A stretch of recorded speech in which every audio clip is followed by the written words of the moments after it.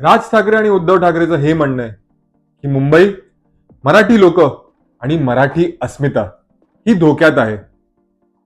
हे केवढं खरं आहे?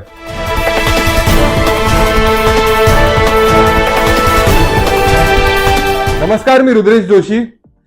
काल हे ठाकरे बंधूंनी काल एक रॅली घेतली, ही शिवतीर्थावर. भरपूर लोक जमा झाली आणि सर्वात मोठा त्यांचं जे पॉइंट होतं ते हे होतं की मराठी माणूस हा खरंच रिस्कवर आहे का. मी तुम्हाला सांगतो, सर्वात पहिले जी मराठी शाळा आहे ते सर्व बंद होत आहेत. हे का होतंय? दुसरं, सगळं जे प्रॉपर्टीज असेल, redevelopment project, port, airport, SRA, सगळं आज हे सगळं अडाणी गिळतोय. सगळे प्रोजेक्ट त्यालाच जात आहेत. हा एक दुसरा पॉइंट आहे की मुंबई ही का धोक्यात आहे.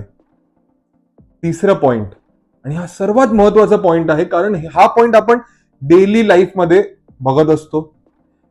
मराठी माणसांना जागा मिळत नाहीये. जे भाव आहे, घरचे भाव आहेत, ते स्काय रॉकेट सारखे राईज करतायत.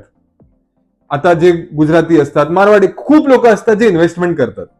हे जे इन्व्हेस्टमेंट घर असतं, जेव्हा ते रिसेल करायला जातात त्याची व्हॅल्यू हे अजून वाढवून विकतात, जे मराठी लोक अफोर्ड नाही करू शकत. तर त्यामुळे त्यांना जागा मिळत नाही.